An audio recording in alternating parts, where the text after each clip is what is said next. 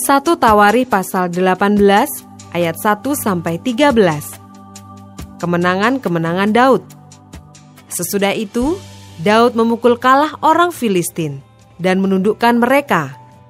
Lalu ia merebut Gad dan segala anak kotanya dari tangan orang Filistin. Dan Daud memukul kalah orang Moab, sehingga orang Moab takluk kepadanya dan harus mempersembahkan upeti. Selanjutnya Daud memukul kalah Hadadeser, Raja Soba, dekat Hamat, ketika ia pergi menegakkan kekuasaannya pada sungai Efrat. Daud merebut daripadanya 1.000 kereta, 7.000 orang pasukan berkuda, dan 20.000 orang pasukan berjalan kaki. Lalu Daud menyuruh memotong urat keting segala kuda kereta, tetapi dengan meninggalkan 100 ekor kuda kereta.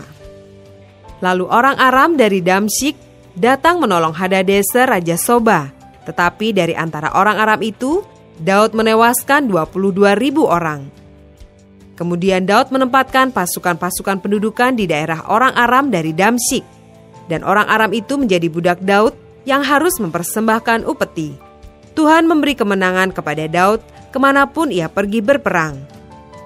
Sesudah itu Daud mengangkut perisai-perisai emas yang dipakai oleh orang-orang Hadadeser, lalu membawanya ke Yerusalem.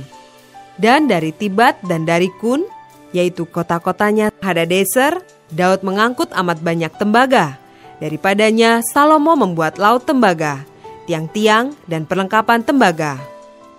Ketika didengar Tou, Raja Hamat, bahwa Daud telah memukul kalah seluruh tentara Hadadeser Raja Soba, maka ia mengutus Hadoram anaknya kepada Raja Daud untuk menyampaikan salam dan mengucapkan selamat kepadanya, karena ia telah berperang melawan Hadadeser dan memukul dia kalah, sebab Hadadeser sering memerangi Tou.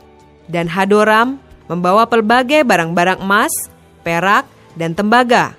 Juga barang-barang ini dikhususkan Raja Daud bagi Tuhan, bersama-sama perak dan emas yang diangkutnya dari segala bangsa, yakni dari orang Edom, dari orang Moab, dari Bani Amon, dari orang Filistin, dan dari orang Amalek. Abisai anak Seruya menewaskan 18.000 orang Edom di lembah Asin. Lalu ia menempatkan pasukan-pasukan pendudukan di Edom, sehingga seluruh Edom diperbudak oleh Daud. Tuhan memberi kemenangan kepada Daud kemanapun ia pergi berperang.